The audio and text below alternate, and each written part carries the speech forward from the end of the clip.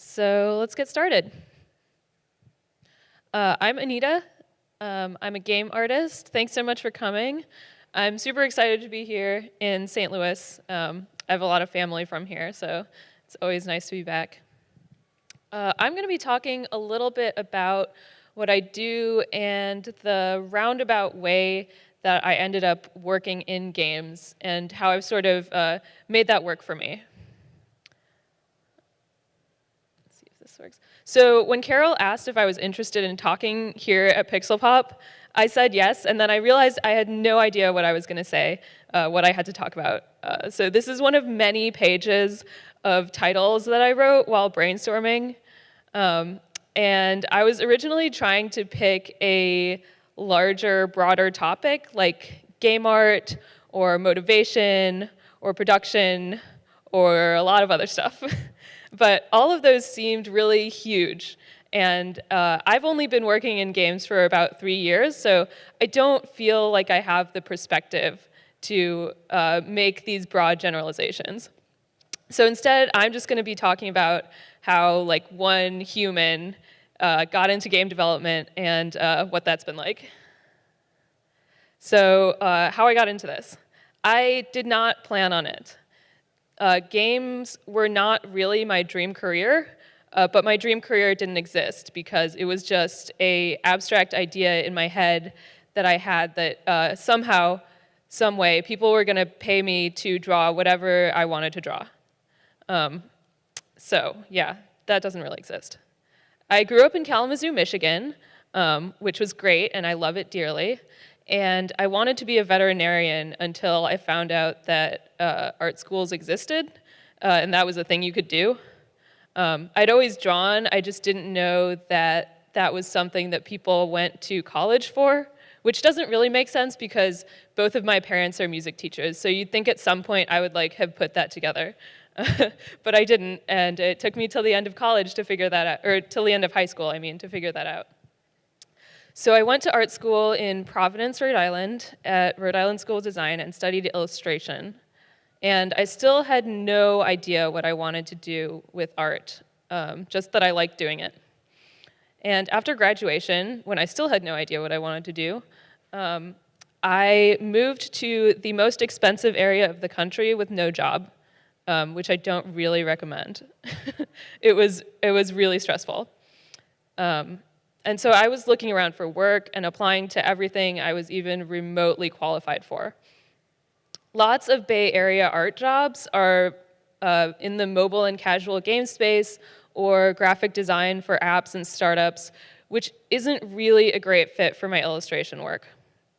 I was also reaching out to alumni to see if they could point me in the right direction, and that is actually how I got in touch with my now coworker, Roger, who hired me as a contractor on his personal project. We worked really well together over that 6-month contract, and after that, he asked me to be a partner in his company and have a more collaborative nature with the game that we're making. So I don't really think that hearing more details about my past is going to help anyone because it was really roundabout, and if you already know you want to make games, you're way ahead of where I was. But it didn't happen completely randomly, and I have a few broad generalizations that I can make. You definitely already know these if you're a student, but it never hurts to go over them again. So if you're an artist, you have to be on the internet, you have to have your work organized clearly, and it has to be really accessible to other people. And then second, you have to talk to other real people. This was kind of hard for me, but I did it anyways.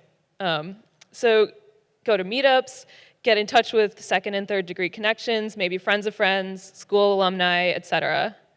Go to conferences and talk to the people there. Third, apply to all the jobs. Just apply to all of them. I did, and it sucked. I was interviewing with people who clearly knew that I was not a good fit, and I was sort of there anyways, and it was just awkward for both of us. But interview practice is always good. Getting started is really hard, but But just keep in mind that work leads to more work. So if you just start, once you get your first small job, do it as well as you can and go from there. So right now, I'm working on a tiny team on this 2-player local co-op game called Shard. Roger, the one who hired me as a contractor originally, started the project and wrote his own game engine, which for those of you who are programmers is pretty impressive. He and I work on it full-time right now. Currently, we have 2 collaborators on music and narrative, but they are remote and part-time, so day-to-day, it's just me and Roger. So far, we've been able to support the project by taking other contract work from game developers or other people that need illustration and programming, but we're currently looking into other funding options for spring of 2017. I have done work on a few other games as a contractor. They're great experiences, and they've also been like really, really different from working on Shard. So this is Go Extinct. It is a card game that I was hired to work on. It's a Kickstarted educational game that teaches kids about evolutionary trees. Ariel, the designer, already knew what the gameplay was, and she already had a list of illustrations she wanted, but worked with me on what they actually looked like and the finished images, as well as designing like the logo and the card backs and all that other peripheral stuff. This is my favorite type of contract work. It has clear goals, but also a lot of trust and collaboration between me and whoever is hiring me. Go Extinct was released a little while ago, and it's available on Steam Galaxy Studios website and on Amazon. It's also an Indiecade tabletop selection, yay, which we're showing in a week at the festival in LA. This is a piece of art from The Whole Story. It's another project that I worked on with an organization called Girls Make Games. Girls Make Games runs summer camps all over the world for middle and high school girls who are wanting to learn the basics of game design and production. I volunteered during their inaugural year as a guest artist and made some assets for this group of high school girls that was designing a top-down adventure game. As you can see, they really wanted it to be pixel art, and I had never done pixel art before, so it was totally a learning process for all of us. They ended up winning a competition at the end of their camp, and Girls Make Games launched a Kickstarter to fund the game, and I kept working with them to make the final product. So both of those are just like some examples of how wide the range of contracts can be. And they're also super different from my work on Shard. When I work on contracts, I try to make them a collaboration, but still somebody is paying me to do a specific job. It's still pretty rare to have a say in the nature of the project as a whole. And I don't really mind that as somebody who takes contract work. I really like having people that know what they want, especially when they're like hiring me to do a job. It's actually pretty frustrating when somebody hires you and doesn't know what they want. But with Shard, I have a lot more influence on the whole project. When I first started, it was really overwhelming. I've always been the only artist on the project. And after years of working on it, I also contribute to lots of other aspects of it. But right from the start, I was completely in charge of all of the visuals, which for somebody who has never worked in games and was right out of school, it was really scary. So I tried to start with something that I felt really comfortable with, which is traditional media and like paint sketching. So these are some of the really early concept sketches for just trying to figure out like different color schemes and different moods for the levels of the game. Being the only artist gives you a lot of responsibility, but also a ton of freedom to decide what you want to do and what kind of worlds you want to make. The idea that Roger first pitched to me about the game was interesting, and it did draw me in, but after years of working on it, I've been able to shape it in ways that make it really personal to me, which is great. So, Shard is about departing from the conventional and giving players agency in shaping their own worlds. So 2 players are given new abilities each level and are progressively more powerful and more chaotic. And they use these to sort of break apart and reshape the entire world. Throughout the game, they're challenged to use these powers experimentally to figure out what they can do with them, and collaboratively in order to shape their surroundings. There's this progression that I really like from conventional to more chaotic and abstract that's echoed in a lot of different parts of the game. One of the most interesting things about Shard is the way that it handles the art assets. So everything in the game is hand-authored but also procedurally generated. All of the game assets, which I hand paint in Photoshop, are run through this genetic algorithm that breaks them down and reassembles them out of triangles. Which, of course, Roger wrote as sort of like the start of the game. This gives it a really cohesive visual style, but it also lets us tailor the level of detail for each individual level and each individual asset. For example, like up here, we can generate an asset at 24 triangles to get it sort of close to the original art for a more high fidelity look, and then also 8 triangles for a pretty low fidelity look, or even fewer. We can go down to 1 triangle. And this abstraction is sort of another way to visually indicate a departure from the familiar. Let's see. So the mechanics also progress from conventional to unconventional. Although the game starts as sort of a side-scrolling run-and-jump platformer, more and more strange and powerful abilities unlock. So here we have the wheel of all 8 abilities that they sort of get weirder and weirder as you go along. So this allows the players to alter their surroundings and their own physical properties. So since the entire game is based on these particles, we can do a lot of really weird stuff with the physics of them.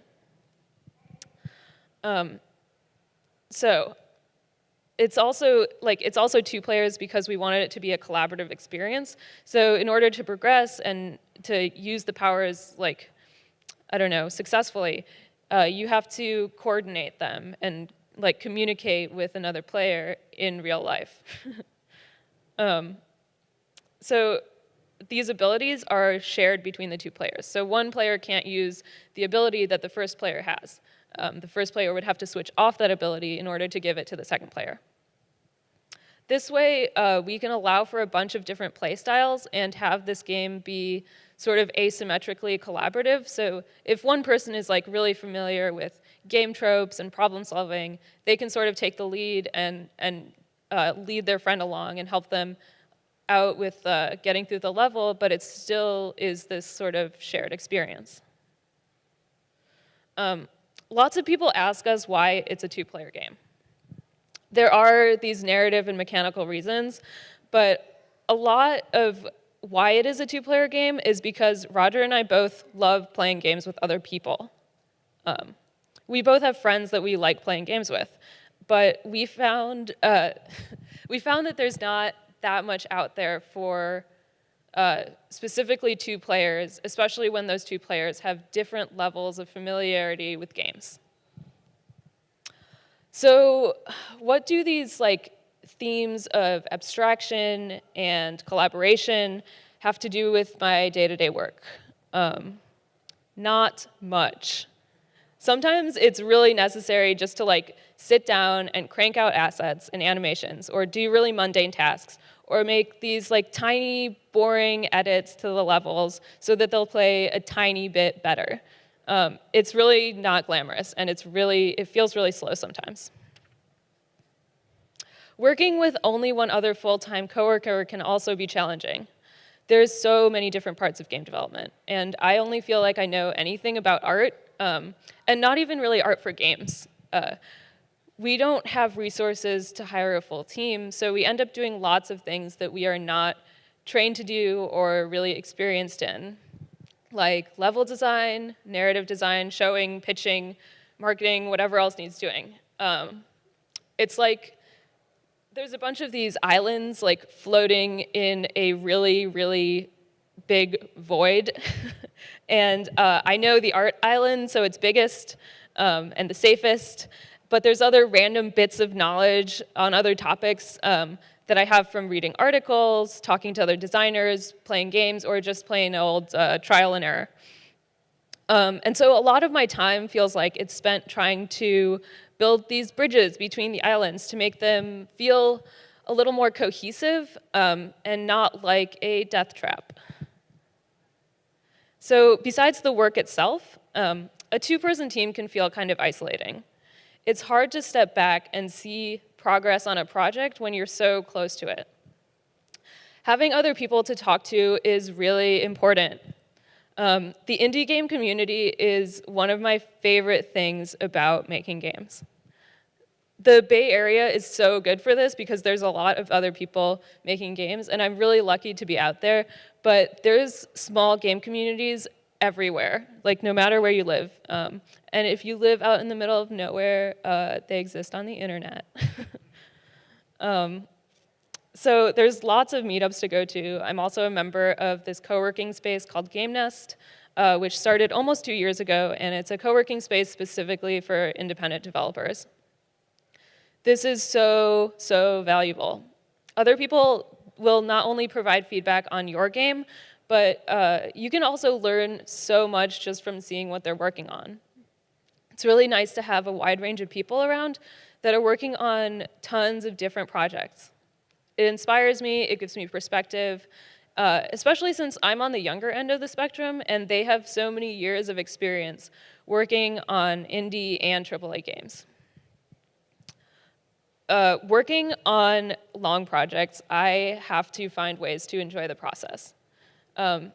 It's hard for me to slog through projects that I don't relate to personally just to get to the end. I can do it if there's like a concrete goal and an end in sight, but with larger projects like Shard, I don't really know how it's gonna end up. There's zero guarantee of success, well, like outwardly defined conventional success. I would say like, personally, working on it has already been successful, but like outward success, no guarantee. There's an end to the project. I'm not gonna be working on it for like the rest of my life, but there's potential for like little to no external rewards. There's this really good talk on the internet called Drive. It's by Dan Pink for the Royal Society for the Encouragement of the Arts. And it's about what motivates people to do work. I'm sure some of you have already seen it. It's got like 15 million views, so yeah, it's out there. Basically, what he's saying is tasks that require mechanical skill are reward-driven, and tasks that require cognitive skill are driven by mastery, autonomy, and a sense of purpose.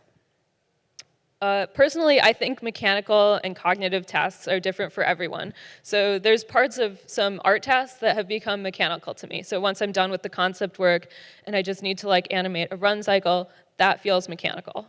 But when I'm working on the more conceptual tasks, like a lot of my work for Shard, it's really important for me to remind myself why I'm doing it, what we're trying to achieve with the end project.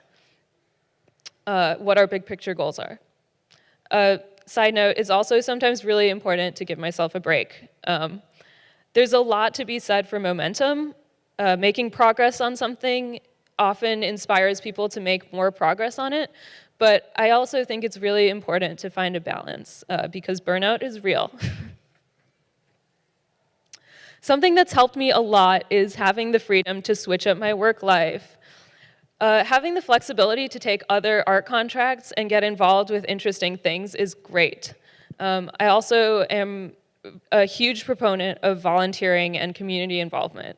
When I was first trying to get into game development, I volunteered at a couple conventions, And I had a really, really great experience. Like, everybody there is super welcoming. You get free tickets, which is great. And, and you just learn a lot.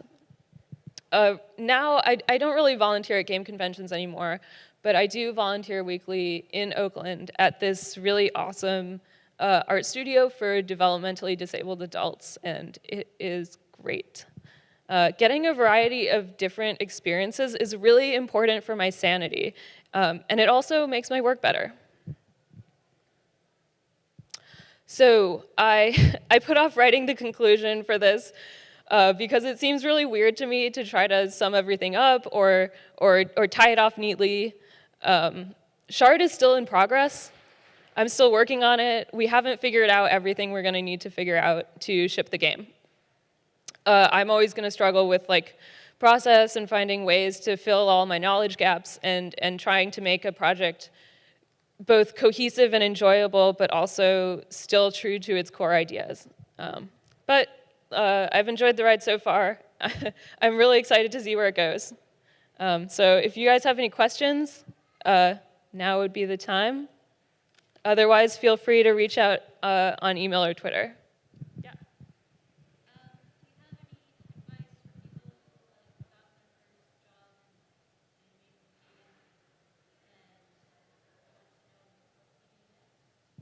After your first job?